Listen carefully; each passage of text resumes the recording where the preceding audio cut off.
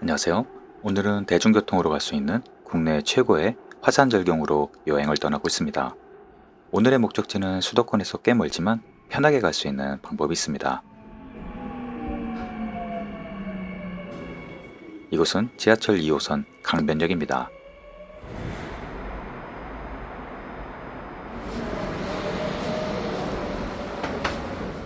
오랜만에 동서울터미널에 왔는데요. 역시 많은 여행객들이 계시네요.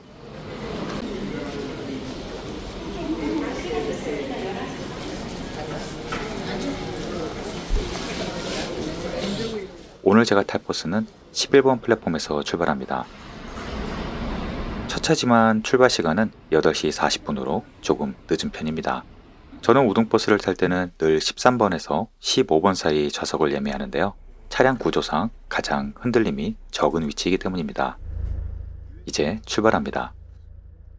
첫차 버스 출발 시간이 8시 40분이라 아침까지 든든하게 먹고 왔네요. 오늘 날씨도 아주 좋을 것 같습니다.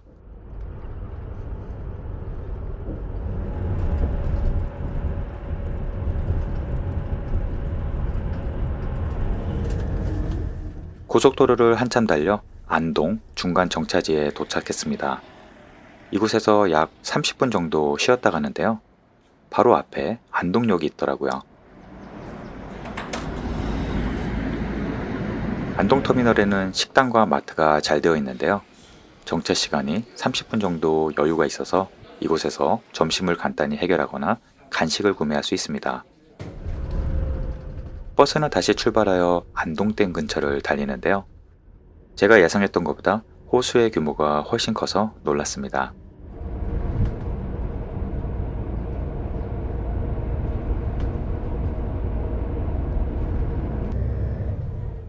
휴식 시간 30분을 포함하여 약 4시간 반을 달려 버스 종점에 도착했습니다. 서울에서 멀기는 하지만 환승 없이 바로 올 수 있어서 그리 힘들지는 않았네요. 주차장 입구부터 상업시설들이 쭉 있어서 뒤풀이와 식사 걱정은 안 해도 되겠네요. 이곳은 경북 청송 유네스코 지질공원입니다. 문화재 보호구역이기도 하고요. 서울에서 오실 때는 동서울터미널에서 주황산행 첫 버스를 타시면 한 번에 편하게 오실 수 있습니다. 이곳으로 오는 전국에서 유일한 직통버스이기도 하고요. 저 멀리 오른쪽으로 압도적인 규모의 기암절벽이 방문객을 맞이해주네요.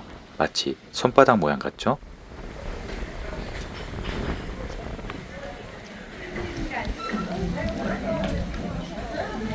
지질공원의 출입시간은 오전 9시부터입니다. 관람요금은 이제 무료로 바뀌었네요. 출발점은 대전사라고 하는 절입니다. 주황산의 멋진 기암절벽을 배경으로 기가 막힌 위치에 세운 절이네요. 주황산은 원래는 거대한 호수였는데요.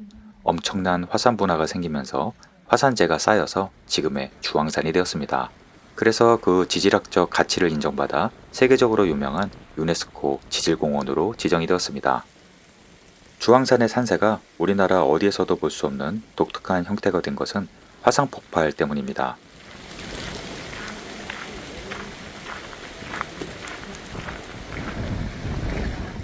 대전사를 지나 오른쪽 길로 올라가시면 됩니다.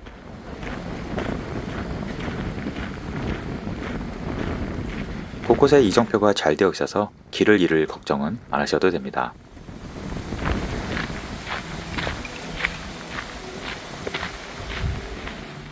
대전사를 지나면 바로 울창한 숲속 오솔길이 이어집니다.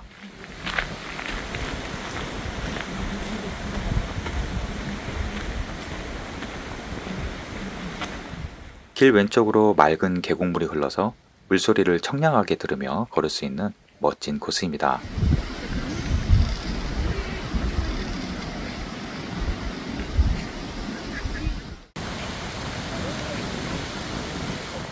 주황산 코스는 맨발로 걷기에도 좋은데요.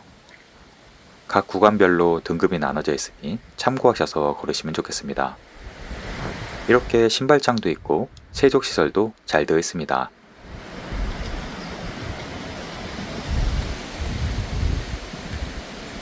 이곳에서 직진을 하시면 주황산 정상인 주봉으로 가는 코스인데요.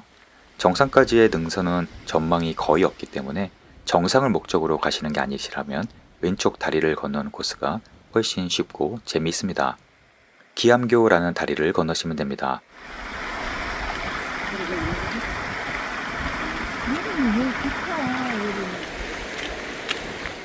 다리를 건너면 깨끗한 화장실이 있고 본격적인 트레킹 코스가 이어집니다.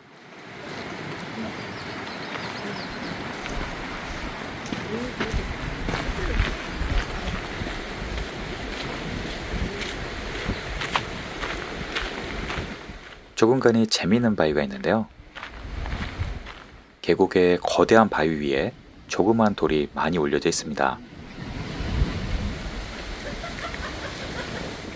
이 바위는 아들바위라고 부르는데요. 이렇게 뒤를 돌아 다리 사이로 돌을 던져 바위 위로 올리면 아들을 낳는다고 하네요. 유네스코 지질공원답게 곳곳에 멋진 바위가 많은데요. 이렇게 바위 아래에 작은 나무가지를 받쳐 놓았네요. 무너지지 말라는 기원의 의미도 있고 혹시나 나무가지가 부러져 있다면 바위가 떨어질 수 있다는 경고의 의미도 있습니다.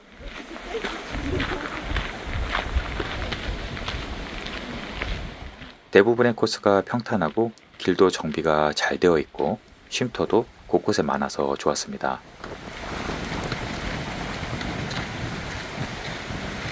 이곳은 주방계곡인데요.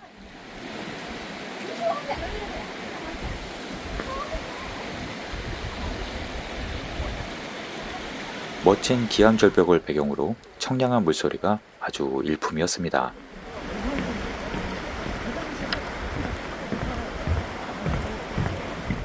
화산재가 쌓여서 만들어진 검붉은 안산암이 곳곳에서 관찰되네요.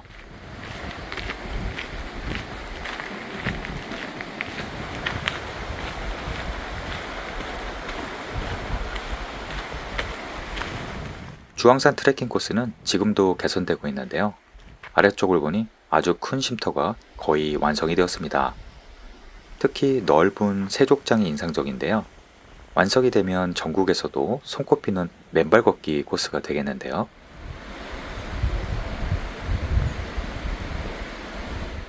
쉼터 바로 옆으로 계곡도 이어지는데요.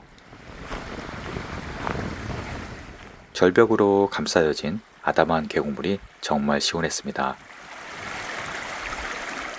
여름에 여기서 쉬었다 가면 정말 최고겠는데요.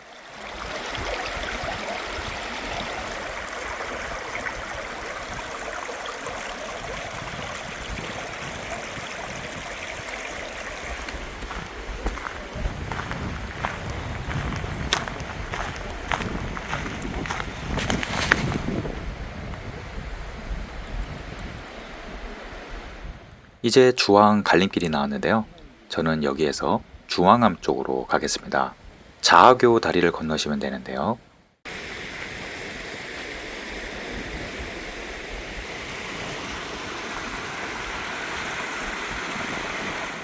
이쪽 코스는 짧은 등산 코스를 지나갑니다.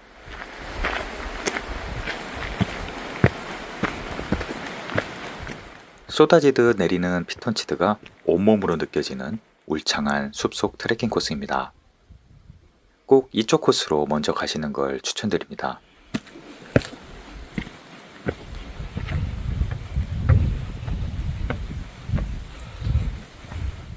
깊은 숲속 계곡이지만 나무 데크와 계단이 잘 되어 있어 걷기에는 불편함이 없었습니다.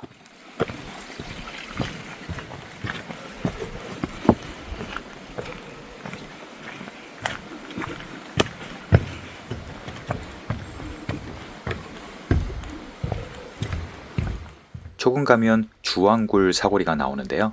이곳에 놓치면 안 되는 명소가 두 군데 있습니다. 우선 오른쪽에 있는 무장굴부터 보러 가실까요?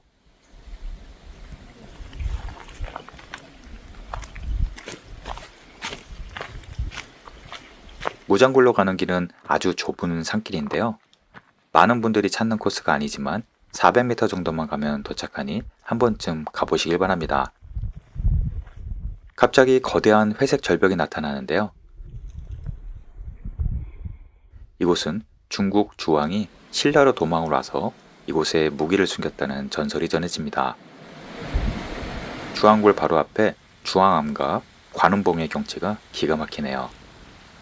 산이 높지는 않지만 웅장한 모습에 압도가 됩니다.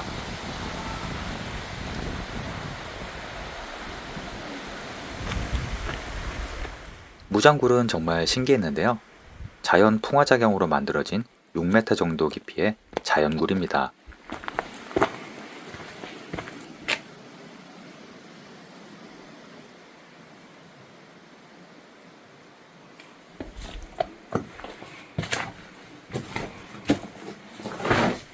내부에서 보면 위에 작은 구멍으로 빛이 들어오네요. 인생사진 명소가 될 것 같은데요.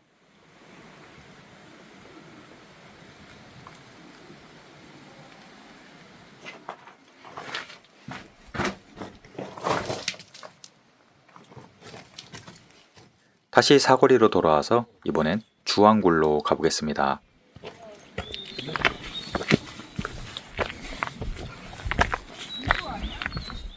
주왕굴로 가는 길은 뭔가 영험한 기운이 느껴졌는데요.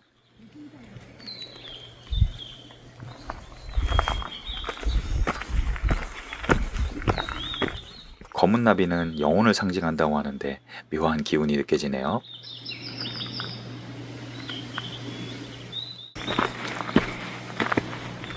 입구에 있는 탐스러운 겹벚꽃 한 그루도 너무 예쁘네요.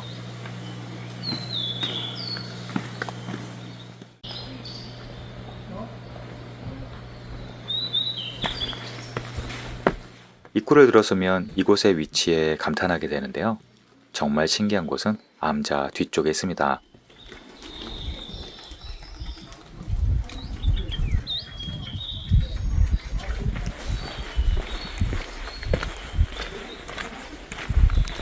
마치 무협소설 속 성지에 들어가는 듯한 좁은 계곡길이 이어집니다.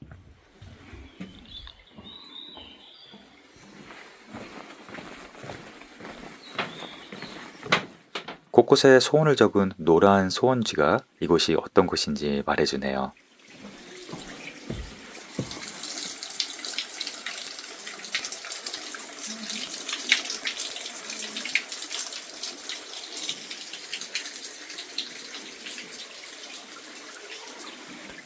아슬아슬한 계곡을 따라 계단을 올라가면 그야말로 비경이 나타나는데요.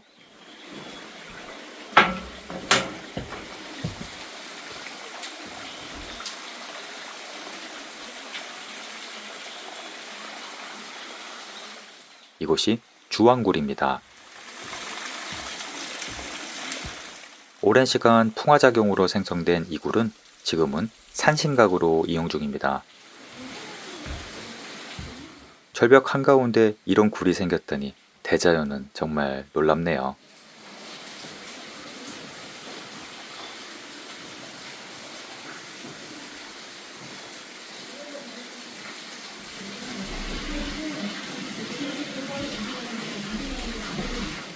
내려갈 때의 풍경은 더욱 신비하게 느껴지는데요.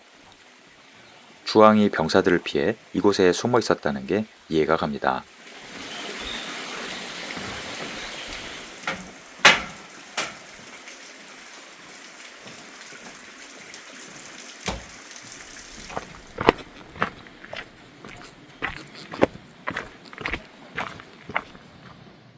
이제 다시 사거리로 와서 오른쪽 산길을 통해 가시면 됩니다. 이쪽 코스는 그야말로 볼거리가 끊임없이 나오네요.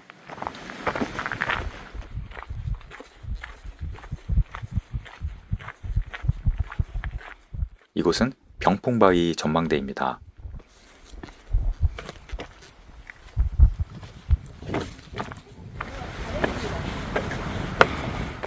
탁 트인 전망과 함께 웅장한 기암절벽이 저를 내려다보고 있었습니다.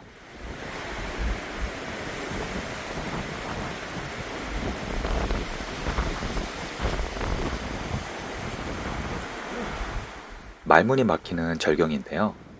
급수대, 병풍바위, 연화봉이 있었는데요. 그 중에서 급수대가 압권입니다. 신라시대에 왕이 되지 못한 김주원이라는 사람이 이 절벽 위에 대궐을 짓고 살았는데 이곳에서 물을 길어 올려서 급수대라고 불렀습니다. 절벽 위에 마치 검은 물자국처럼 보이죠?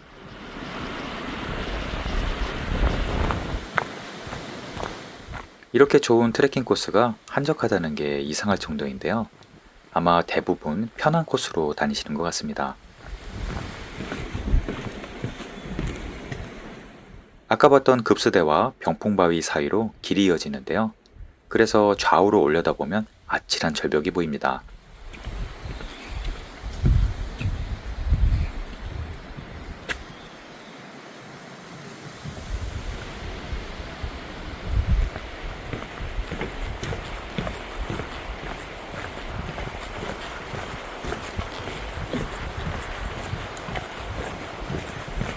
이쪽 구간은 새로 데크길을 만들었네요.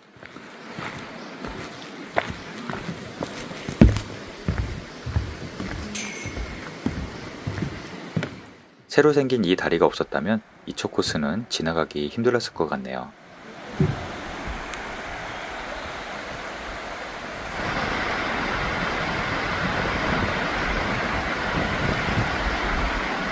이제 학소대 삼거리가 나왔습니다.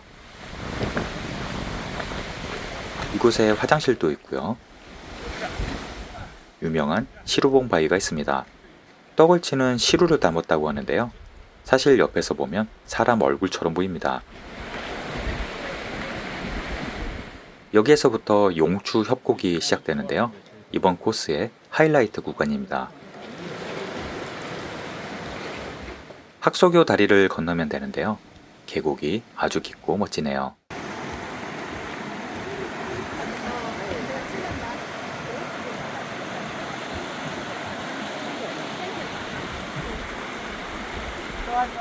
시루봉 옆면도 보이네요. 참, 학소대는 학소교 다리를 건너와서 뒤를 돌아봐야 보입니다. 절벽 위에 청학과 백학이 둥지를 만들었다고 해서 붙은 이름입니다. 규모가 정말 웅장하네요. 지금부터는 말문이 막힐 정도의 비경이 시작되는데요. 바로 용추 협곡입니다.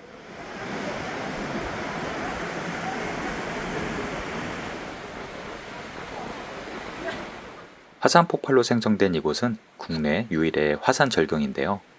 물은 또 얼마나 맑은지 가깝다면 한번 마셔보고 싶을 정도네요.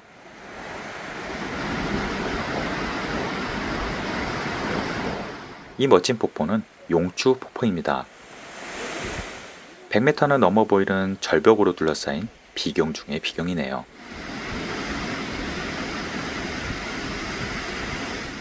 주황산은 지질적인 특성 때문에 멋진 폭포가 많은데요. 오늘 하나하나 소개해드리겠습니다. 주황산을 이루는 안산암은 풍화와 침식에 매우 강해서 오랜 생활에도 침식이 제대로 되지 않아 계곡물의 주행이 복잡해지고 그 덕분에 유네스코 지질공원에 선정되었습니다. 이 구간은 걷다 보면 그냥 감탄만 나오는데요. 죽기 전에 꼭 한번 찾아볼 만한 비경이 아닐 수 없습니다.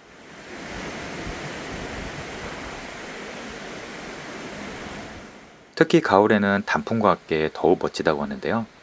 하지만 가을에는 등산객이 많아서 오히려 지금이 한적하게 즐기기 좋았습니다.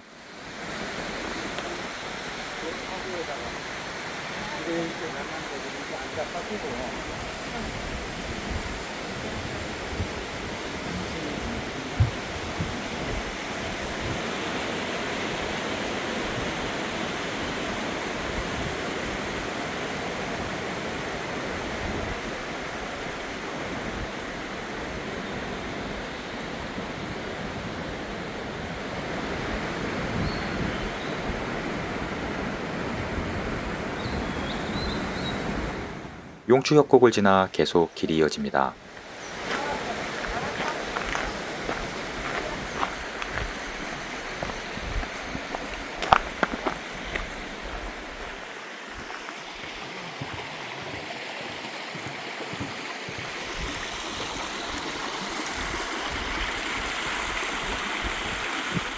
마지막 다리를 건너면 폭포 갈림길이 나오는데요. 여기에서 좌우측 모두 다녀올 수 있습니다. 우선 왼쪽으로 가보실까요?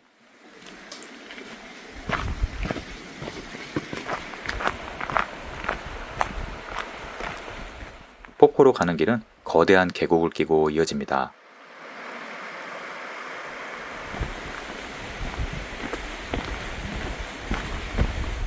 멀리서 우렁찬 폭포 소리가 들리네요.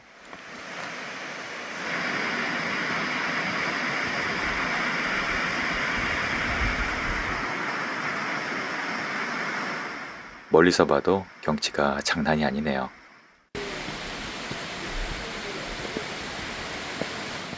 이곳은 용연폭포입니다.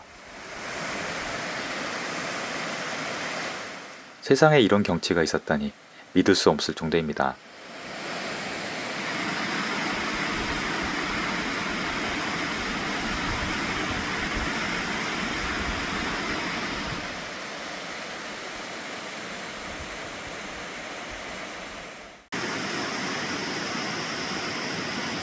용연폭포는 크게 두 번 꺾이는 2단 폭포입니다. 아래쪽으로 내려가 보면 더 잘 보이는데요.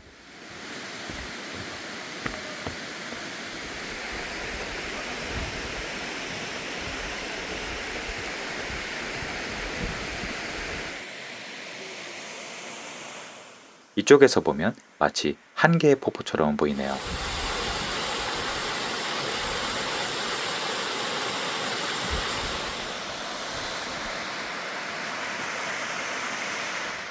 이제 두 번째 폭포로 가보겠습니다.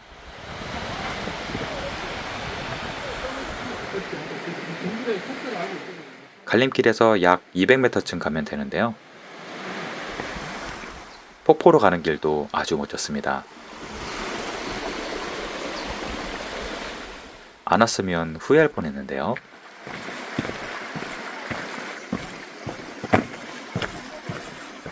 두 번째 폭포로 가는 길은 좁은 계곡길인데요.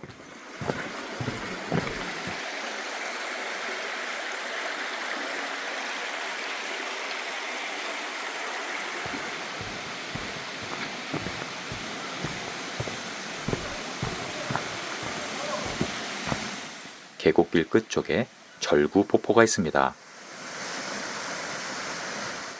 영상으로 보면 작아 보이는데요. 실제 높이는 10m가 넘습니다. 2단 폭포이고요.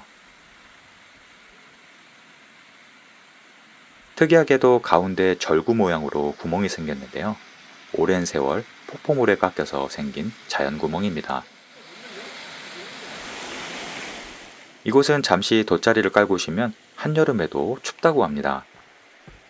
절구 폭포로 가는 길은 잘 안 알려진 사진 명소이니 참고하시고요.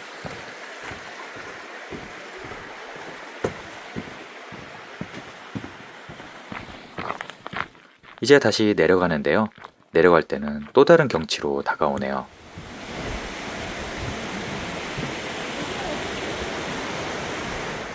다시 학소대 삼거리로 왔습니다.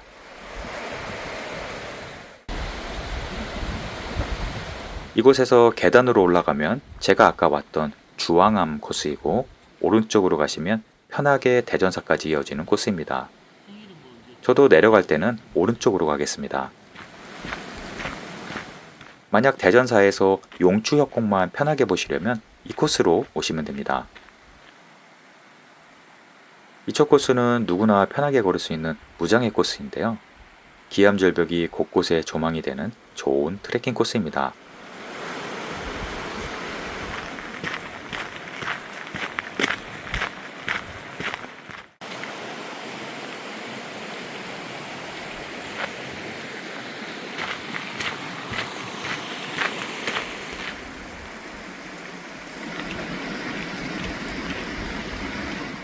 이 바위 이름은 구암이라고 하는데요. 중간에 한문이 새겨져 있더라고요. 거대한 바위가 한 장의 종이가 되었네요.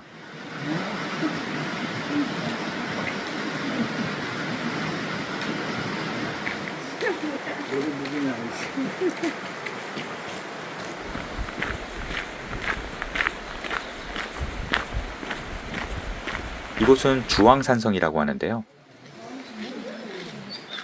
수많은 돌무더기가 남아있는데 지금은 다람쥐들의 놀이터가 되었습니다. 다람쥐들이 도망도 안 가더라고요.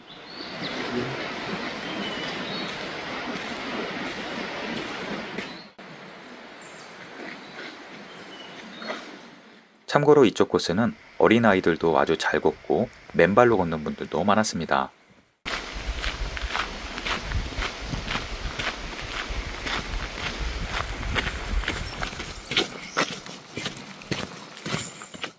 이제 대전사에 복귀했습니다. 주황산의 절경이 계속 발길을 붙잡네요. 가을이 되면 다시 한번 찾게 될 것 같네요.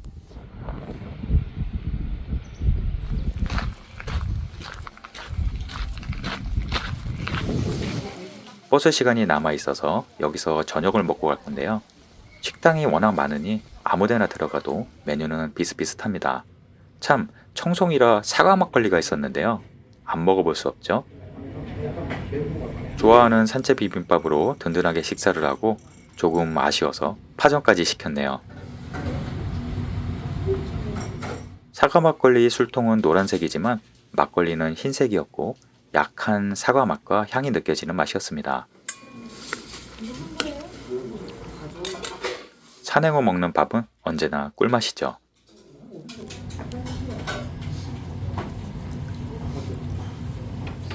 이제 다시 주황산 주차장으로 돌아왔습니다.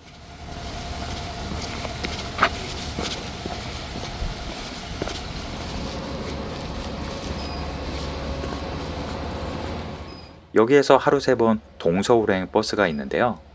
마지막 차는 오후 5시 40분입니다. 미리 인터넷 예매는 안 되고 현지에서 매표하셔야 하는데요. 지금은 신용카드도 가능합니다.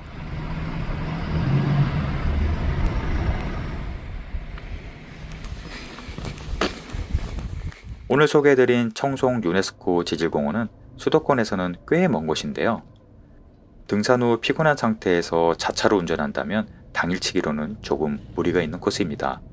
하지만 다행히 서울에서 바로 오는 직동버스가 있어서 오가면서 잠도 잘 수 있고 특히 복귀할 때 피곤도 풀 수 있어서 좋았습니다. 국내에서 보기 힘든 화산 절경 여행 계획을 세우실 때 도움이 되셨으면 좋겠습니다. 오늘도 시청해주셔서 감사합니다.